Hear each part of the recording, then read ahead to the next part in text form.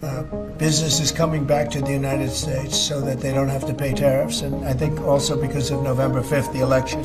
We don't need them to make our cars, and they make a lot of them. It turns out about 10% of the cars that we buy here in the U.S. are made in Canada, which is not nothing, but 225,000 vehicles a year shipped. And that really has been killing Tesla, killing all automakers. 상상조차 할 수 없는 일이었다. 수십 년간 미국 산업의 심장이었던 공장들이 이제 문을 닫고 있다. 기계 소음은 황폐함의 소리로 대체되었다. 지구상 최대 산업 강국을 움직이던 힘은 어디로 사라진 걸까? 디트로이트와 톨레도의 거리에는 쇠퇴의 뚜렷한 징후가 보인다. 닫힌 상점, 손님이 없는 공방, 공장 일과에 의존하던 고객을 잃은 식당들, 테슬라와 포드, 미국인의 자부심을 상징하는 두 거대 기업, 진보, 미래, 신뢰라는 개념과 항상 연관되어 온 두 기업. 오늘날 그들은 논리를 거스르는 반전의 중심에 서 있다. 미시간과 오하이오에서 생산되던 자동차들이 이제 국경을 넘어 온타리오와 퀘벡의 조립 라인에서 나오고 있다. 어떻게 이런 일이 가능해졌을까? 그리고 미국산이라는 슬로건을 항상 믿어온 수백만 노동자들에게 이는 무엇을 의미할까? 처음에는 25%의 관세, 일자리를 보호하기 위한 방패로 포장된 정책이었다. 그러나 실제로 이 방패는 내부를 겨눈 무기가 되어버렸다. 관세는 대리점에 도착하는 모든 부품, 모든 구성품, 모든 차량의 가격을 올렸습니다. 결과는 참혹했습니다. 포드는 올해만 25억 달러의 손실을 예상했습니다. 테슬라는 단 한 분기에 3억 달러를 날렸습니다. 그리고 재무제표가 공개되자 시장은 패닉에 빠졌습니다. 며칠 만에 테슬라 주가는 20%나 폭락했습니다. 월스트리트에게는 금융적 충격이었다. 중산층 가정에게는 새 차 구입이 먼 꿈이 될 것이라는 현실을 깨닫게 하는 계기였다. 콕스 오토모티브의 분석가들은 미국에서 생산되는 차량 한 대당 6,000달러의 추가 비용이 발생한다고 계산했다. 경제학자 아서 라우퍼는 평균 가격이 차량당 4.7711달러 상승할 것이라고 경고했다. 이는 단순한 보고서 한 줄이 아니다. 이는 가계 예산에 직접적인 부담이 되며 차량 교체를 계획하던 부모들이 새로운 가격표를 보고 포기하는 현실이다. 빈 전시장, 문만 바라보며 오지 않는 고객을 기다리는 판매원들, 그 영향은 쇼윈도를 바라보며 더 이상 원하는 차를 살 수 없다는 사실을 깨닫는 가족들의 좌절감으로 측정됩니다. 그리고 하루아침에 생계수단이 사라지는 노동자들의 절망으로 측정됩니다. 이 문들이 우연히 닫힌 것은 아닙니다. 포드와 테슬라 같은 기업들에게 미국 내 생산은 위험, 과도한 비용, 불안정과 동기어가 되었기 때문이다. 국경을 넘어 인센티브 패키지를 수락하고 반대편에서 다시 시작하는 것은 어려운 결정이었지만 전략적이었다. 캐나다 정부는 수억 달러의 재정 지원, 저렴한 수력 발전, 파업에 대한 안전망을 제공했다. 기업들에게는 이를 무시할 수 없는 제안이었다. 포드는 온타리오주에 1,800개의 일자리를 창출하는 대가로 5억 9천만 달러의 인센티브 패키지를 받았다. 테슬라는 퀘벡주에 4.680 배터리 생산 시설을 설치하기 위해 12억 달러를 지원받았는데 이 프로젝트는 청정 에너지의 미래를 위한 전략적 사업으로 평가받았다. 미국 도시들이 실업에 빠지는 동안 캐나다 도시들은 채용 붐과 희망을 누리고 있다. 보호 정책이었던 것이 결국 추방 정책으로 변모했다. 수십 년간 미국 국기가 자신의 일자리를 보장해 줄 것이라고 믿어온 노동자들은 이제 배신감을 느끼고 있다. 세대를 걸쳐 자랑스러워했던 미국 자동차의 상징이 국경 너머에서 생산되고 있다. 보호가 목적이었다면 왜 이렇게 많은 이들이 뒤처지고 있는가?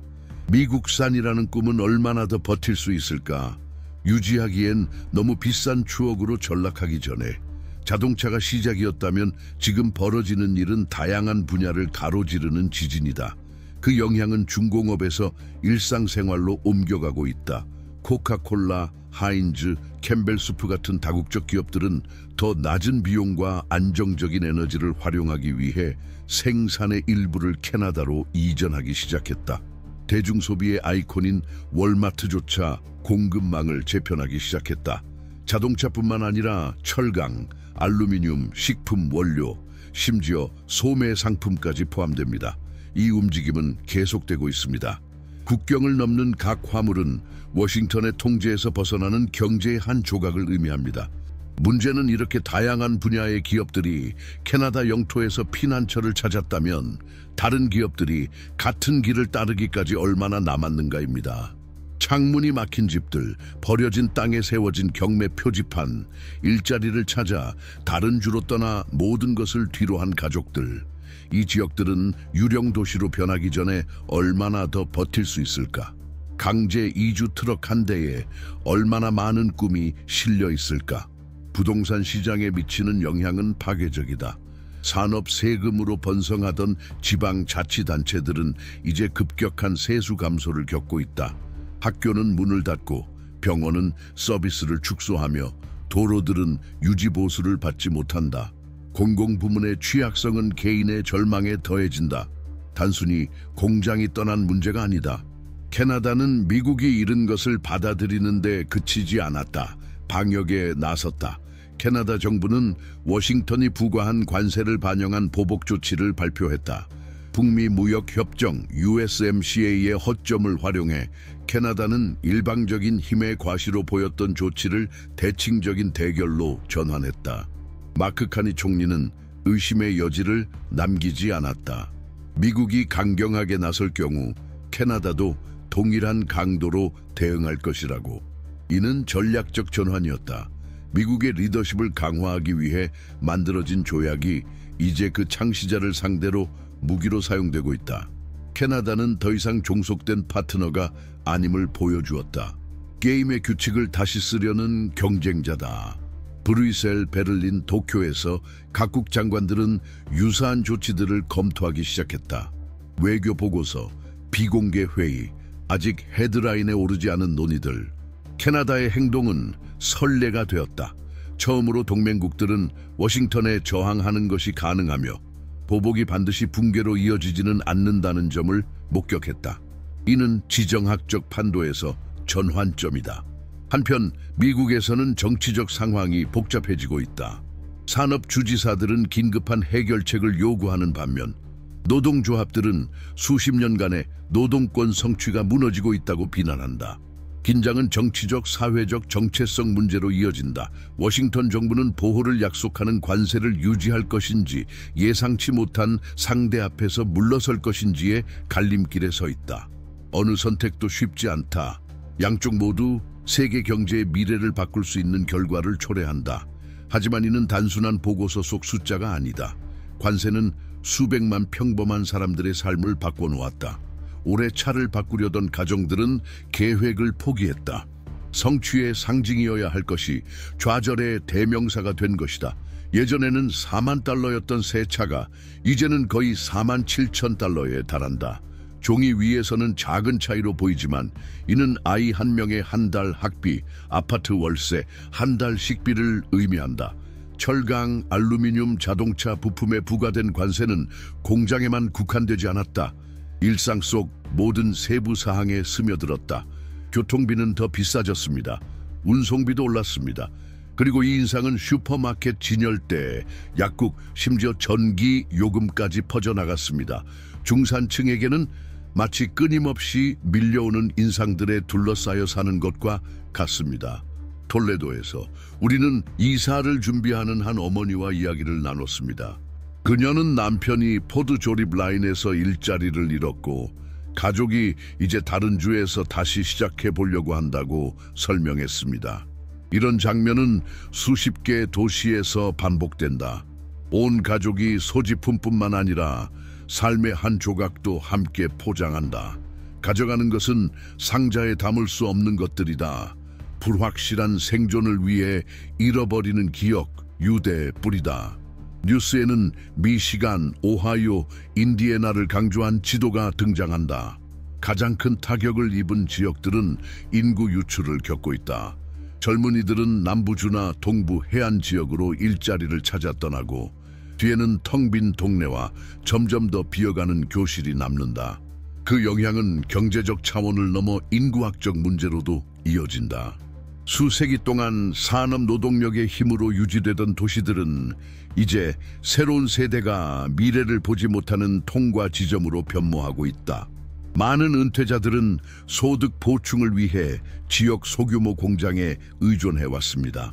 공장 폐쇄로 인해 예산은 인플레이션을 따라가지 못하는 연금으로만 구성됩니다. 노동자 보호가 약속이었다면 과연 누가 보호받고 있는 것일까요? 자동차 제조업체들의 수십억 원 손실을 보여주는 숫자보다 가게가 감당하기 어려운 지출을 감내하는 과정에서 진정한 비용이 드러납니다. 심리학자들은 산업지역에서 우울증과 불안 증례가 증가하고 있다고 보고한다. 교회와 커뮤니티 센터는 빚에 시달리는 가정을 위한 지원 캠페인을 조직한다. 미시간주 한 고등학교 학생들, 그들 중 다수는 학업을 마치자마자 도시를 떠나겠다고 말한다. 더 나은 미래를 꿈꿔야 할 젊은이들조차 이미 탈출을 계획하고 있다. 두뇌 유출은 국경 안에서 시작되어 이미 붕괴 중인 지역사회를 더욱 약화시킵니다. 이동성은 이제 높은 요금 부담으로 제한됩니다. 주유가 사치품이 되면 가족을 방문하는 행위조차 특권이 됩니다. 잘못된 정책의 무게를 월급으로 감당해야 하는 중산층의 신뢰를 어떻게 회복할 것인가? 보호받고 있다고 믿었으나 결국 희생양으로 전락한 지역사회의 희망을 어떻게 되돌려줄 것인가? 그리고 더 이상 세계 무역의 규칙을 단독으로 정하지 못하는 국가의 권위를 어떻게 재건할 것인가? 답은 경제 보고서뿐만 아니라 정치적 선택에 있다. 각 결정은 국경을 넘어 시장, 동맹, 평범한 가정에 영향을 미친다. 미시간 거리에서 벌어지는 일은 도쿄의 파장을 일으킨다. 온타리오 산업계의 변화는 베를린에 메아리 친다. 세계화는 장벽을 용납하지 않는다. 관세와 법령은 수백만 명의 일상에 즉각적인 영향을 미친다. 미국은 지금 갈림길에 서 있습니다. 대화와 혁신, 협력을 통해 산업 기반을 재구축할 것인가? 아니면 세계 경제의 중심에서 멀어지는 고립의 길을 선택할 것인가? 이는 단순한 경제적 딜레마가 아닙니다. 존재적 딜레마입니다. 한 나라가 자신의 생존을 보장하는 토대를 바꾸지 않고 얼마나 오랫동안 자신의 힘을 유지할 수 있을까요? 이 같은 시나리오 속에서 미국의 운명뿐만 아니라 우리 모두의 미래가 결정됩니다. 워싱턴, 오타와, 베이징, 브뤼셀에서 결정되는 사항들은 우리가 지불하는 가격, 유지하는 일자리, 우리 아이들이 자라날 세상에 직접적인 영향을 미치기 때문입니다. 현재는 과거 없이 이해될 수 없으며 미래는 건설되기 위해 성찰을 요구합니다. 지도자들의 행보를 살펴보면 개인의 선택이 어떻게 집단의 운명을 형성하는지 이해하는 데 도움이 됩니다. 도널드 트럼프와 시진핑 같은 대통령들은 단순한 국가 지도자를 넘어섭니다. 그들은 글로벌 질서를 재편하는 길을 개척하는 건설자들입니다. 그래서 우리는 국제 정세를 주도하는 이들 대통령의 전기를 담은 독점 이북을 제작했습니다. 고정된 댓글에서 접근 가능하며 여러분이 따라온 분석을 확장해 줍니다. 이 보도가 새로운 생각을 불러일으켰다면 저희 채널을 구독하고 이 영상을 좋아요 누르며 댓글로 의견을 남겨주세요. 여러분의 목소리가 이 토론의 장을 더욱 풍요롭게 합니다. 함께 해주셔서 감사합니다. 다음에 또 뵙겠습니다.